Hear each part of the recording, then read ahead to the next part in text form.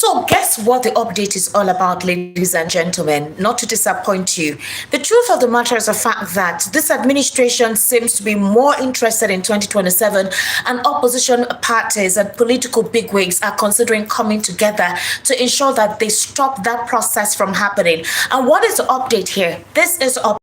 Elrufai came out to confirm to us that there is already a signed deal conclusion as of yesterday evening, May 20, that Atiku, Elrufai, and himself have decided to work together, all right, and join the ADC. Now, here is where the confusion is coming from. Peterobi has always said that he's only interested in ending poverty and not about power grabbing.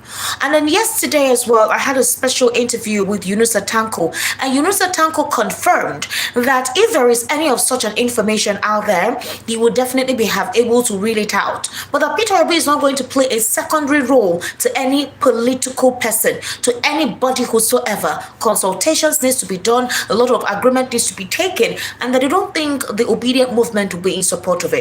Nigerians have been permutating between Peterobi, Atiku. The idea is just to grab power. But if Peterobi is saying, I don't want to grab power, that's not the alternative for me. That's not the ultimatum.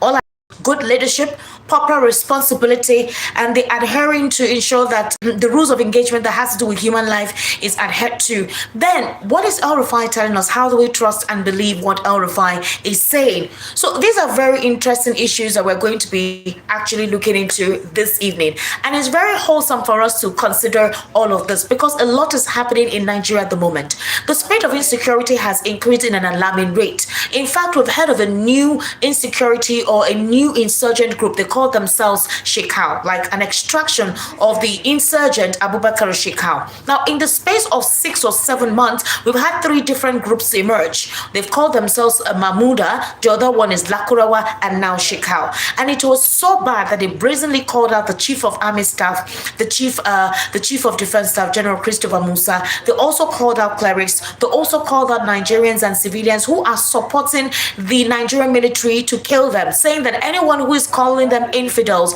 that they are going to actually kill them. That's not the only thing they actually said. They also said that the Nigerian soldiers should join them. After all, how much are they being paid to be taken to the front line and killed like rams? So in other words, they're telling the Nigerian soldiers that drop your ambition with the Nigerian soldiers. Come and join us. Our group has your interests. And literally warned the traders, the fishermen, and those who are residing in that axis that if you support the Nigerian military, if you support the Nigerian soldiers, if you provide information to them, if you also believe your clerics by calling us infidels, we're going to deal with you. At this stage in our polity, where the Chief of Defense Staff openly came and told us after meeting with the president during a security closed-door meeting before the president traveled to Rome, he actually said that the Nigerian military, in quote, they have it in control. That is, they are able, there's no problem, and urging the Nigerian media not to escalate or embellish. But if that is the case, how come we're hearing this group come out to make such a bold and brazen declaration?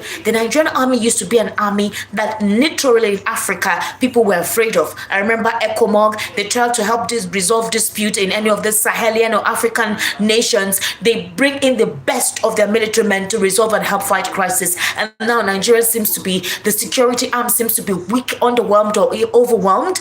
I don't understand the politics that is at play here, but it's very obvious that politics is at play. And because of that, Governor Zulum came out to reaffirm and actually re-establish the emphasis or emphasize that politicians, the Nigerian politicians, even those in the military, are providing strategic, sensitive information to these miscreants, these non-state actors.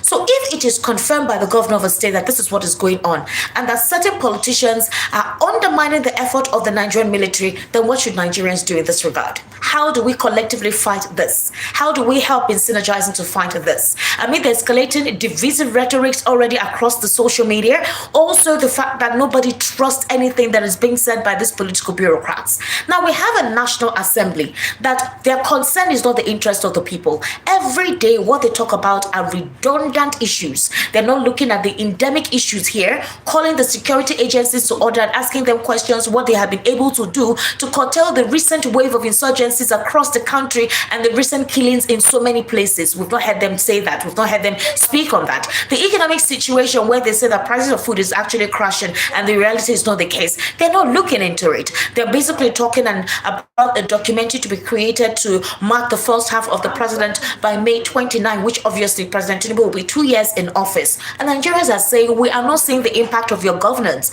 But that's not basically the concern of those at the National Assembly.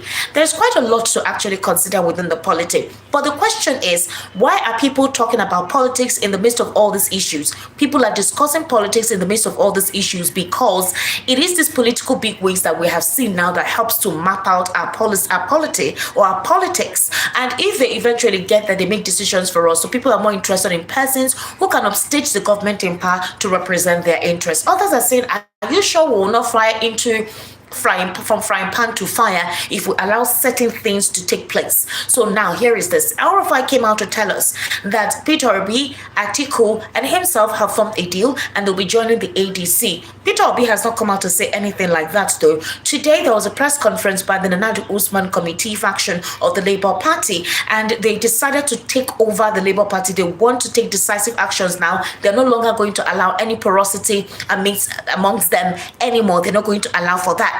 So they had a press conference today. In that press conference, they reeled out all the court cases, all the malpractices, infractions of Julius Abure, and why they are coming to ensure that they sanitize the party. So if Elrufai is coming out to tell us now that they have sealed a deal as of yesterday, which a couple of persons feel is immature for him to disclose now, considering that he said that the APC is like a virus, they enter into opposition political parties, they distort it, create seed of discord, use money to swing them over to themselves. A couple of people feel that Elrufai is sounding too confident too early. But then this particular coalition, if indeed it is true, based on what Elrufai revealed, who will be the ticket? Who will fly the ticket? Who will be the presidential flag bearer? Who will agree to drop for the other person?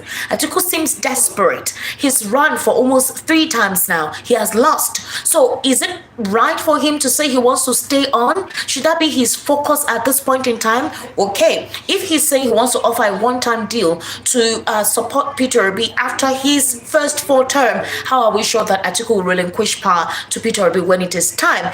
Especially with the fact that he has really been thirsty to be there. There's quite a lot to consider in this regard. But Nigerians are advising Peterobi to think carefully, be very cautious before he makes the next move, and so at the end of the day he's not cheated. So what if you join this coalition and they don't give you a presidential ticket after a primary has been conducted? You've left the Labour Party where you supposedly have a strong chance if you try to resolve the imbroglio within the Labour Party, right? That's it. So if you now leave the Labour Party, join this new coalition, and you're not given the presidential ticket, would you then need to join another political party, or would you just step down? Obviously your political career will go down the drain, and the trust that a lot of persons have had for you may actually dwindle. They may also see you as someone who is just ready to grab power. That's basically what it is. So if you say you're not desperate to grab power, then they're asking him to think carefully, because now he's a beautiful bride. A lot of persons are toasting him, and that he should be careful with whom he agrees to marry with. The Obedient have said they stand solely behind him, being the leader of the Obedient movement, and that whatever decision he takes, they'll back it up. But all they want is for him to be at the helm of affairs and ensure that President Bola Ahmed Tinubu does not continue there in 2027.